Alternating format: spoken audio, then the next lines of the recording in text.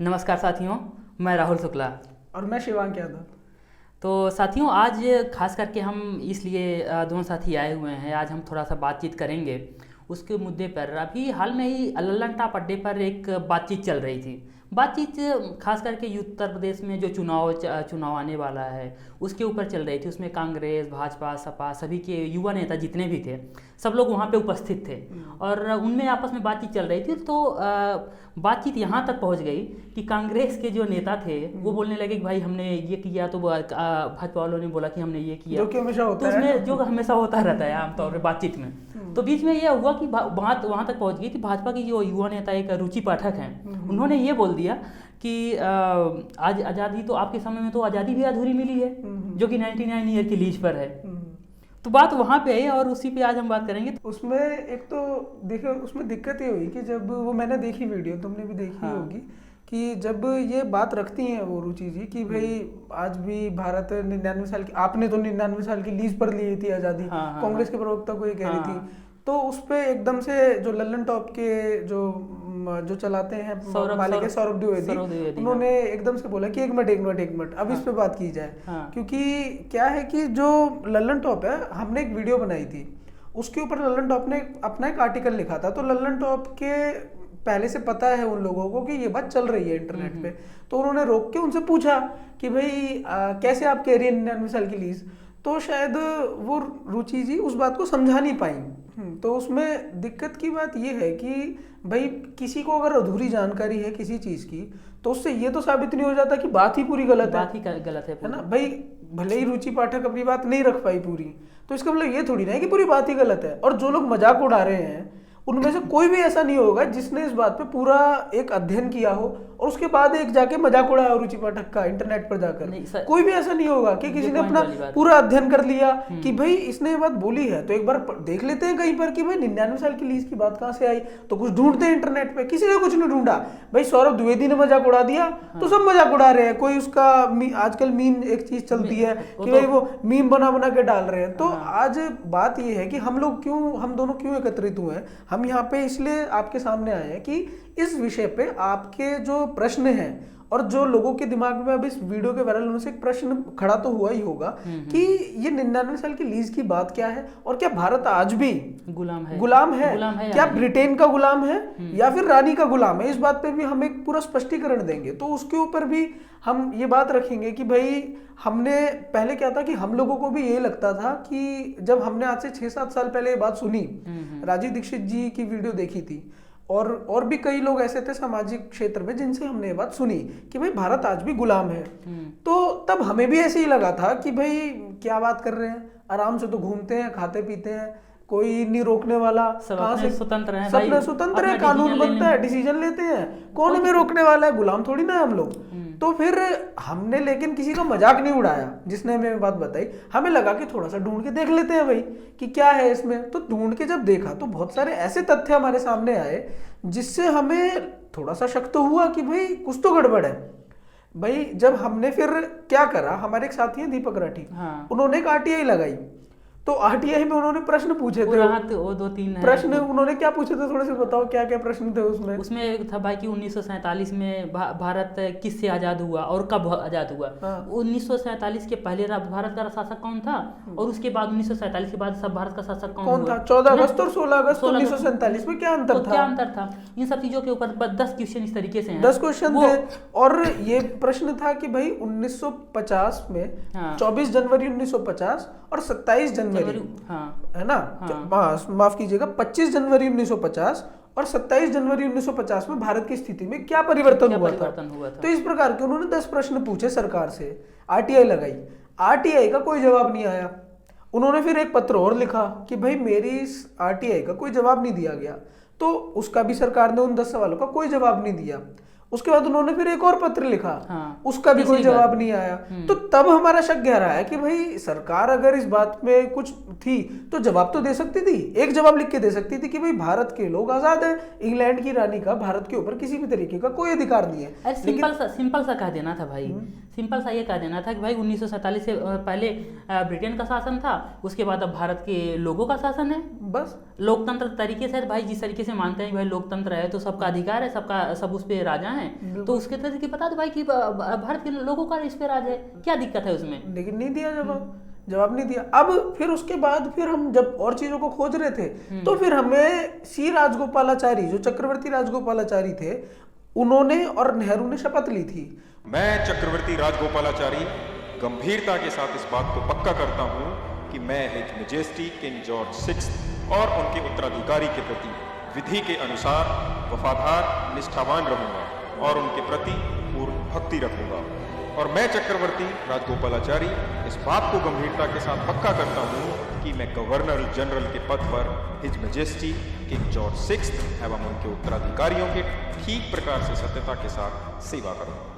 तो हमें चक्रवर्ती राजगोपाल की शपथ हमने देखी क्या है, तो शपथ में हमें ये मिला कि उन्होंने इंग्लैंड के राजा, जो ये आज की जो रानी है क्वीन एलिजाबेथ, इसके पिताजी जॉर्ज सिक्स्थ, उसके नाम की शपथ ली है उन्होंने। उस शपथ इंटरनेट पर है, कोई भी देख सकता है, वो कोई हम ऐसी बात नहीं कि अपने आप बता रहे हैं। उस शपथ को आप इंटरनेट पे कहीं पे भी जाके पढ़ सकते हैं कि उन्होंने इंग्लैंड के राजा के नाम की शपथ ले रहे हैं। हाँ। कि भाई मैं चक्रवर्ती राजगोपालाचारी और राजा के प्रति अपनी पूरी प्रतिबद्धता के साथ शपथ लेता हूं कि मैं निष्ठावान उनकी सेवा करूंगा, उनके सेवक के रूप में शपथ ले रहे हैं। और ये शपथ कब ली जा रही है? 21 जून 1948 को। जो लोग बोलते हैं कि भाई 47 में हम आजाद हो गए थे, तो 1948 में चक्रवर्ती राजगोपालाचारी शपथ ले रहे हैं। तो 47 का मामला क्या है भाई? तो फिर उसका मतलब क्या है? जो 15 अगस्त को आज लोग आजादी का दिवस एक मनाते हैं, उसका मतलब क्या रह जाता है जब 1948 में एक व्यक्ति उसी राजा की शपथ ले रहा है? तो अब यही बात लल्लन टॉप ने हमारी पहली वीडियो पे एक आर्टिकल लिखा, हमने उस आर्टिकल पे अपनी वीडियो भी बनाई थी। तो उस आर्टिकल में लल्लन टॉप ने इस बात पे क्या बात लिखी थी कि 1948 में जो चक्रवर्ती राजगोपालाचारी ने शपथ ली, वो शपथ इसलिए ली क्योंकि 1948 में भी एक अंतरिम सरकार चल रही थी। अंतरिम सरकार क्या होती है भाई? ये अंतरिम सरकार का मतलब हमें कोई समझा दे कि क्या होता है। भाई फिर मनाते क्यों 15 अगस्त? भाई या तो 15 अगस्त मनाना छोड़े फिर वो लोग। हाँ, अगर ये कहते हैं कि भाई 1950 में गणतंत्र हुए हम, तो 1900 यार भाई 47 का तो कोई मतलब ही रोल ही नहीं है। फिर तो बात ही तो फिर वो यार 15 अगस्त कम से कम मनाना नहीं चाहिए, मनाना चाहिए कम से कम इस बात के आधार पे। हाँ, ठीक है कि भाई अगर बोल रहे हैं अंतरिम सरकार चल रही थी, 19 लोग क्या बोलते हैं 1900, लल्लन टॉप ने भी ये बात रखी कि 1950 में जब हमारा गणतंत्र बना 26 जनवरी को, तो तब हमारी अंतरिम सरकार खत्म हुई और तब हम संप्रभु एक राष्ट्र बन गए, हमारा किसी का अधिकार हमारे पे कुछ नहीं है। उसके ऊपर भी हम अभी बताएंगे कि 1950 के बाद भी गुलामी का सबूत है हमारे पास, लेकिन उस पर लल्लन टॉप ने कोई जवाब नहीं दिया। ये एक मतलब ये होता है किसी भी चीज को जस्टिफाई करना। भाई गुलामी है तो गुलामी को जस्टिफाई कैसे करे? तो बोल दे अंतरिम सरकार चल रही थी। क्या होती है अंतरिम सरकार भाई?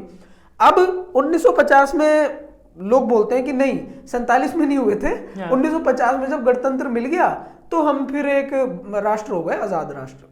तो उसमें क्या निकल के आया, हमने देखा जब सबूत देख रहे थे तो 1953 में एक व्यक्ति थे राम नारायण, उन्होंने सरकार से प्रश्न पूछा कि भाई ब्रिटिश इंडिया एक्ट के अंतर्गत भारत के लोगों की क्या स्थिति है। तो उसमें सरकार अपने राजपत्र पे लिख के दे रही है कि भाई भारत के लोगों की स्थिति आज भी ब्रिटिश सब्जेक्ट है, भारत के लोग आज भी ब्रिटिश सब्जेक्ट है। मतलब कि ब्रिटेन की जो राजा है या रानी, 52 में रानी का राज्याभिषेक हो गया था, तो उसकी प्रजा है भारत के लोग। 1953 में सरकार राजपत्र पर ये चीज लिख के दे रही है, ठीक है। और अब लोग अब ये कह रहे हैं भाई अब बताओ गणतंत्र का मतलब क्या हो गया? तो ये भी सबूत है हमारे पास। तो भाई रुचि जी इन चीजों को नहीं रख पाई, हम रख रहे हैं आपके सामने। भाई बताएं, जो लोग मजाक उड़ा रहे थे इस बात का सबूत कर दे। मैं तो ये कहता हूँ भाई कि ये कोई किसी को संदेह है, जो लोग मजाक उड़ा रहे हैं, एक बार डिबेट में बैठ जाए ना। आज लल्लन टॉप आए डिबेट पे बैठ जाए, एक बार फिर बैठ के बातचीत हो जाए भाई, कि क्लियर कर लें कि क्या चीजें हैं क्या नहीं है। शिवांग, सबसे मजे की बात यह है कि मैं तो सरकार से ये कहता हूँ भाई, मैं एक इस देश का आम नागरिक हूँ, मैं भी एक टैक्स पेयर हूँ।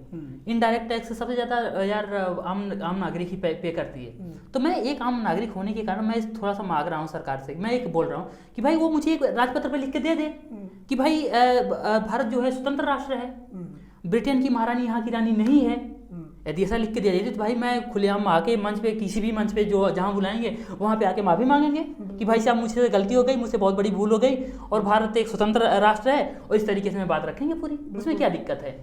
बात ये है ना। देखिए, लोगों को एक चीज समझनी होगी, क्या हुआ, लोग कंफ्यूज होते हैं। लोग ये समझते हैं कि हम आज भी ब्रिटेन देश के गुलाम हैं, हाँ। जबकि ब्रिटेन देश और ब्रिटेन की रानी में अंतर है।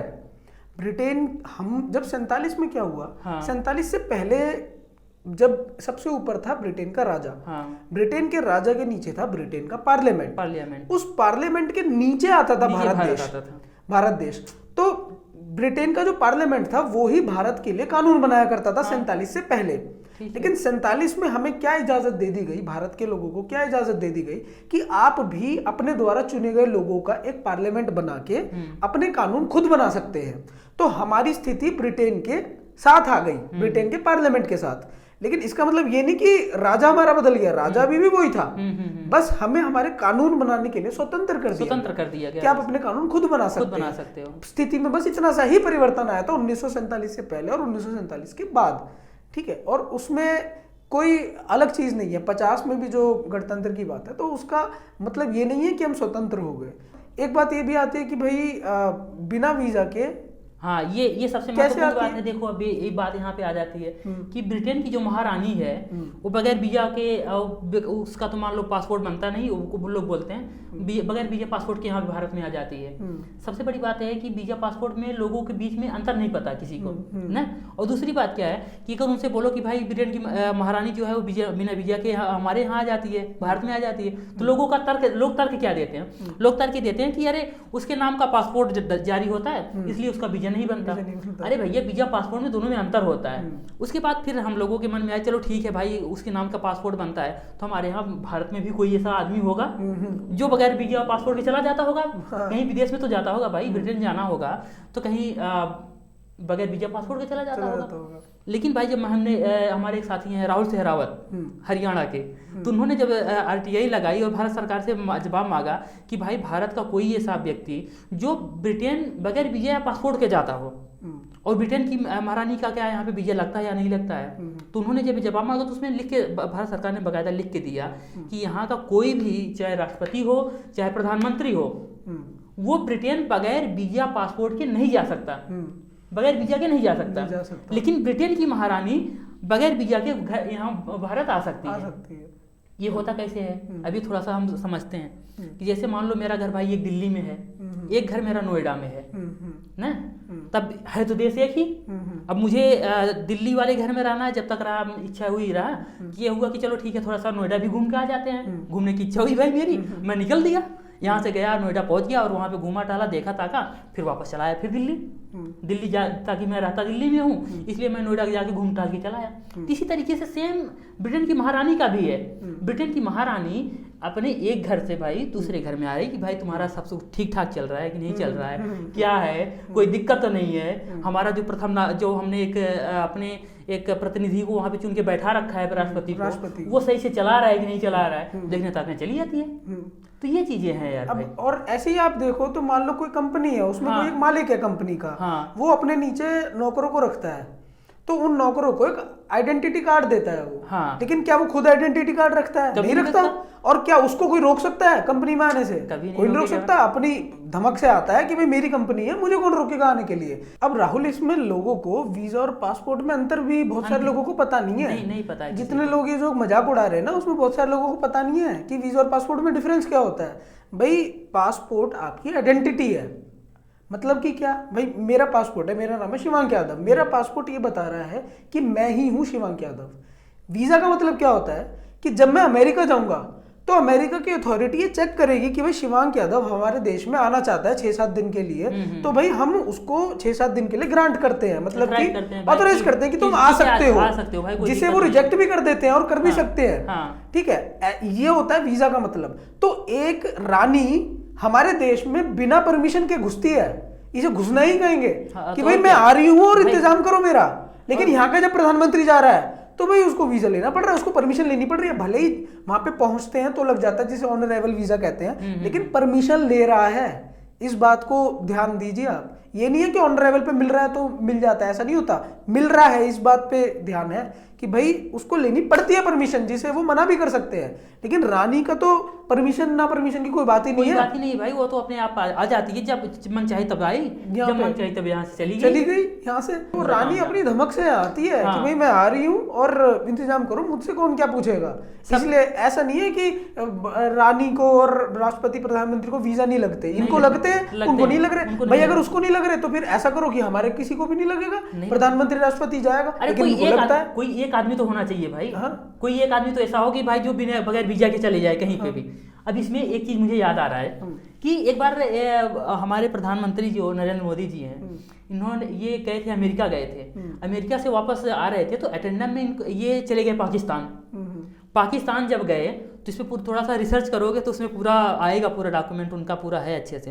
तो जब वहाँ पे गए एयरपोर्ट पे ना, एयरपोर्ट पे 4 घंटे वहीं पे बैठे रहे अंदर, जहाँ से बाहर नहीं निकले, और जब तक इनका वीजा नहीं बना तब तक पाकिस्तान की जमीन पे कदम नहीं रखा इन्होंने। और 6-7 लोगों का कुछ मुझे याद नहीं आ रहा, 6-7 लोगों का जितने भी लोग थे साथ में, सबका वीजा बना बकायदा। वीजा बनने के बाद फिर वो लोग वहाँ पे पाकिस्तान गए थे। इस बात को लोग सबूत के तौर पे गलत रिपोर्ट पेश करते हैं, कहते हैं कि जब वहां से आ रहे थे पाकिस्तान चले गए थे, बिना वीजा के चले गए थे। नहीं, उसकी न्यूज है, बकायदा वीजा लगा था तब घुसे थे अंदर। तो वही वाली बात है कि भाई मान लो मैं किसी कंपनी में हूँ मालिक और मेरे नौकर हैं, तो मैं हर नौकर को एक आइडेंटिटी कार्ड देता हूँ। लेकिन क्या मेरा आइडेंटिटी कार्ड बनता है? नहीं बनता मेरा आइडेंटिटी कार्ड। और क्या मुझे कोई कंपनी वाले से रोक सकता है? नहीं रोक सकता। तो नौकरों को दिए जाते हैं आइडेंटिटी कार्ड, मालिक नहीं रखता आइडेंटिटी कार्ड। तो वो हमारे देश की मालिक है आज भी, उसको आइडेंटिटी कार्ड की जरूरत नहीं है और उसको परमिशन की भी जरूरत नहीं है, धमका के आती है। और जो ये लोग बोलते हैं कि भाई पूरी दुनिया में बिना वीजा के घूमती है, तो भारत में भी बिना वीजा के आ गई तो कौन सी बड़ी बात है। ये गुलाम लोग हैं जिन्हें जो अपने पूर्वजों के साथ हुए अत्याचार को भूल जाते हैं। हमें पता है इन लोगों के पूर्वजों ने हमारी पूरी भारतीय संस्कृति बर्बाद कर दी, हमारी सभ्यता बर्बाद कर दी, आज शोषण किया इतने लोगों का। हमारे इतने क्रांतिकारी मर गए हमारे इनसे लड़ते हुए जिन लोगों से। और आज भारत जिस स्थिति में है, जिस गरीबी से गुजर रहा है भारत, जिसके जिम्मेदार ये लोग हैं, वो लोग हमारे भारत में धमका के घुस के आएंगे अंदर बिना परमिशन के। कैसे आ जाएंगे वो लोग? तो ये है उस चीज का अंतर कि भाई बिना वीजा के कैसे आ जाएगी। इस बात का जवाब दे दे ललन टॉप, हमारी 2-3 बातों का जवाब दे दे। मजाक उड़ाने से बेहतर है हमें बुलाए किसी मंच पे, हम उस बात पे हमसे प्रश्न करेंगे। बैठ के डिबेट कर लो भाई, क्या दिक्कत है। एक बार कहीं किसी भी मंच पे आ जाओ, बैठ के आमने सामने डिबेट कर लो बस, कि क्या है भाई क्या नहीं है। उस पर तर्क से बात कर लो, कुतर्क मत करो भाई से। बिना मतलब यार किसी का मजाक उड़ाना, व्हाट्सएप यूनिवर्सिटी के टॉपर ये सब करना भाई, ये हर चीज व्हाट्सएप पे शेयर होने वाली गलत थोड़ी ना है। कुछ बातें सही भी होती हैं। अब इसमें हमने एक और सबूत देखा भाई, जब हम खोज कर रहे थे तो कोरोनेशन पार्क जैसी एक चीज हमारे सामने आई। दिल्ली के अंदर बुराड़ी एक जगह है, उस बुराड़ी में क्या हुआ था, जब जॉर्ज पंचम राजधानी 1912 में कलकत्ता से दिल्ली आई थी, तो राजधानी जब दिल्ली आई तो वहां पर उसका राज्याभिषेक हुआ। बहुत भव्य राज्याभिषेक। देश के जितने जो राजा थे, जो अंग्रेजों के गुलाम थे, उन सब राजाओं को वहां पे बुलाया गया था। वहां पे उसको नजराना पेश करने के लिए, उसके सामने झुकाने के लिए सर कि भाई आप हमारे राजा हैं। तो वहां पर जो कार्यक्रम हुआ था, उस कार्यक्रम के स्थल पे आज एक पार्क बना हुआ है जिसे कोरोनेशन पार्क कहते हैं। उस कोरोनेशन पार्क के अंदर मूर्तियां लगी हुई हैं उन लोगों की जिन्होंने हमें गुलाम बनाया था। और उसको सारी सरकारों ने, चाहे वो कांग्रेस की सरकार रही हो, चाहे वो भाजपा की सरकार रही हो, हर सरकार उसके अंदर मूर्तियां बनवाती है। आगे लगातार बनती रहती है मूर्तियां। ऐसा नहीं है कि कोई पुरानी मूर्तियां हैं। पहले से कितना हर साल कांग्रेस के जब साल में देखो, जब कांग्रेस की सत्ता थी, उसके बाद जब भाजपा की सत्ता आई तो उसमें देखो कितना डेवलप किया गया उसको। उसके बाद जब हमने ये वीडियो बनी जब हमारी, तो लल्लन टॉप क्या बोला उस पर, नहीं अरे उसमें तो घास फूस लगे हुए हैं, कोई पैसा खर्च नहीं हुआ है, कुछ नहीं हुआ है। जबकि कोरोनेशन पार्क एक ऐसी जगह है जिसके आसपास में 5 वो बनाई गई पुलिस की वो चौकियां बनाई गई हैं। एक बार कोई वहां पे जाके घुस के कुछ भी करके देखो तो 5 चौकियों के पुलिस तुरंत टपाक से पड़ जाते हैं। याद है तुम्हें जब हम लोग एक बार आंदोलन किए थे, वहां आंदोलन हुआ था, तो वहां पे हम लोग 30-40 लोग और पुलिस कितनी आई वहां पे 80। समझ रहे हो? ये संवेदनशील एरिया में उसको रखा गया है पूरा, कि मतलब कोई भी कुछ घटना होती है तो तुरंत वहां पे पुलिस आपातकाल में तुरंत पहुंचे वहां पे, कोई दिक्कत ना होने पर। और लल्लन टॉप अपने आर्टिकल में क्या कह रहा है पार्क को लेके, कि हाँ कि भाई हमने कि उसको हम इतिहास को सजोने के लिए इतिहास को सजोने के लिए उसको उनकी मूर्तियों को वहाँ पे स्थापित की गई है कि भाई हमारा एक इतिहास ये भी है। अरे भाई इतिहास हमारे पूर्वज भी सजो के रखे हैं, पूर्वजों से कुछ सीखो।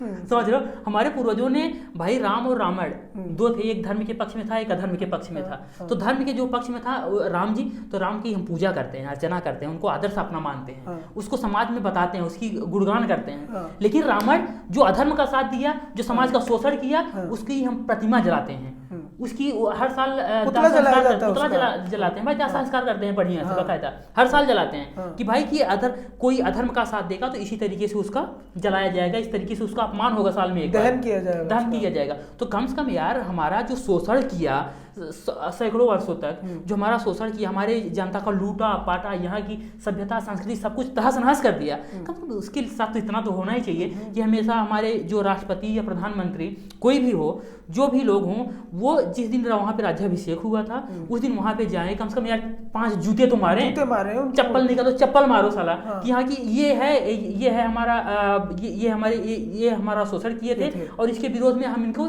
जूते मारेंगे, चप्पल मारेंगे। लेकिन इतना तो करना चाहिए यार। और बढ़ा रहे हैं पार्क को, बढ़िया सुंदर कर रहे हैं उस पे, और सिक्योरिटी बढ़ा रहे हैं। पहले उस पे गार्ड खड़े नहीं होते थे, लेकिन अब गार्ड खड़े होने लग गए। गार्ड पूरे दिन घूमते रहते हैं, आप कहीं वीडियो बनाना शुरू कर दो, कुछ भी कर तो बोल देंगे क्या कर रहे हो यहाँ पे, क्यों नहीं कर रहे, ये ऐसा नहीं करना चाहिए, तुम्हें ये नहीं होगा, ये मतलब इतना ज्यादा प्रतिबंध लगा दिया गया है कि कहने वाली कुछ बात नहीं। और वहाँ पे पहले की जो मूर्तियां तो थी और आज नई भी लग रही है, मूर्तियां भी लग रही है, समझ रहे हो। सबसे बड़ी बात तो ये है, करोड़ों रुपए भाई खर्च किया जा रहा है उस पे।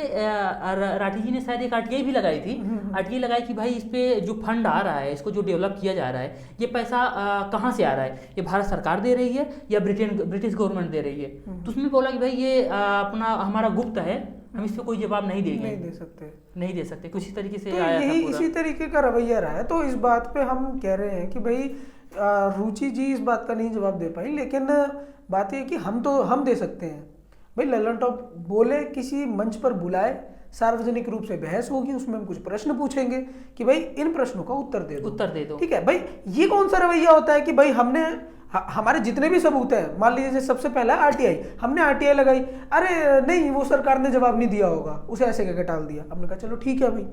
फिर उसके बाद आती है, हमने कहा कि भाई राजगोपालाचारी की शपथ है, ब्रिटेन के राजा के नाम शपथ ली है, अरे नहीं वो शपथ ऐसी ले ली होगी, अंतरिम सरकार की शपथ ऐसी ले ली होगी। हमने कहा चलो ठीक है भाई। 1950 में गणतंत्र हो गया, 53 में सरकार ने लिख के दिया है कि भाई तुम आज भी ब्रिटिश सब्जेक्ट हो, ब्रिटेन के नागरिक हो, ब्रिटेन की राजा के नागरिक हो। अरे नहीं वो ऐसे लिख के दे दिया होगा, वो भी कुछ नहीं है। हमने कहा चलो ठीक है भाई। हमने कहा कि भाई ब्रिटेन की रानी बिना वीजा के भारत में घुसती है, बिना परमिशन के भारत में आती है, तो अरे नहीं वो पूरी दुनिया में घूमती है ना, तो भारत में भी आ जाती है घूमती फिरती। पूरी दुनिया में घूमे कुछ भी करे उससे हमसे क्या लेना देना। लेकिन कम से कम इतना तो होना चाहिए भाई कि भारत में आए तो कम से कम एक लेटर ही लिख के दे दे कि मैं भारत में आना चाहती हूँ, मैं घूमना चाहती हूँ, टूरिस्ट के रूप में आती हूँ, क्या कि किसी रूप से आना चाहती हूँ, मुझे इजाजत दे दिया 1 दिन की 5 दिन की, कम से कम रिक्वेस्ट तो कर ले भाई। रिक्वेस्ट भी नहीं, धमका के पहुंच जा रही है और उसको 21 तोपों की सलामी दी जा रही है, सलामी दी जाती है उसको। रानी को 21 तोपों की सलामी दी जा रही है भाई। जब यहाँ पे आई थी तो 21 तोपों की सलामी दी गई। और ये प्रथम नागरिक कौन होता है भारत में? जैसे हमारे ये राष्ट्रपति का पद है एक, तो ये और कुछ नहीं कि रानी का एक प्रतिनिधि होता है। जैसे कि रानी का क्या है कि देश में जितने भी कॉमनवेल्थ देश हैं उनमें से लगभग 16 देशों की डायरेक्ट रानी है, और बाकी कुछ ऐसे देश जैसे भारत है, बांग्लादेश हो गया, पाकिस्तान हो गया, इनके इनडायरेक्ट मतलब क्या कि एक प्रधानमंत्री बिठाया गया है, वो प्रधानमंत्री कानून बनाएगा, लेकिन रानी वही है। तो उस तरीके से ये शासन कर रहे हैं आज भी। तो हम कैसे एक जो प्रथम व्यक्ति जिसे बोल दिया जाता है राष्ट्रपति को, तो भाई कोई भी देश में प्रथम व्यक्ति क्यों होगा भाई सब समान है। भारत की प्रजा लोकतंत्र का मतलब क्या होता है भाई? लोगों का तंत्र। तो प्रथम व्यक्ति कौन है ये? तो ये जो प्रथम व्यक्ति की जो पूरी परिकल्पना है ये इंग्लैंड के शासन की पद्धति से है कि भाई वहां का जो राजा होगा वो वहां का प्रथम व्यक्ति होगा और जनता उसके नीचे है जनता। तो ये वहां का, ये भारतीय पद्धति में ये चीजें नहीं थी। हमारे राजा कभी भी प्रथम व्यक्ति नहीं बोले गए समाज के। राजा होता था, वो रक्षक होता था, हमारे क्षेत्र की रक्षा करता था, वो क्षति से रक्षा करता था राजा। तो ये हमारी पद्धति नहीं है, ये उनकी पद्धति है कि आज भी राष्ट्रपति बिठाया जाता है लोगों के द्वारा चुने गए व्यक्ति से ऊपर। ठीक है, लोगों के द्वारा चुना गया प्रधानमंत्री से ऊपर एक व्यक्ति बैठेगा, ऊपर एक व्यक्ति बैठेगा, ठीक है, जो और जो प्रतिनिधित्व करेगा उसका, जो उसका और रानी के अनुपस्थिति में वो इस देश को देखेगा। ठीक है, तो यही सारी बातें हैं। हमारे कुछ प्रश्न हैं, इन प्रश्नों के लिए खुला मंच है, बहस के लिए आए, कोई भी आए, बात करे हमसे। तो बाकी आज की चर्चा को यही खत्म करते हैं, यही विराम देते हैं साथियों। चलो ठीक है, मिलते हैं अगली वीडियो में, तब तक के लिए नमस्कार, नमस्कार, जय हिंद। जय हिंद।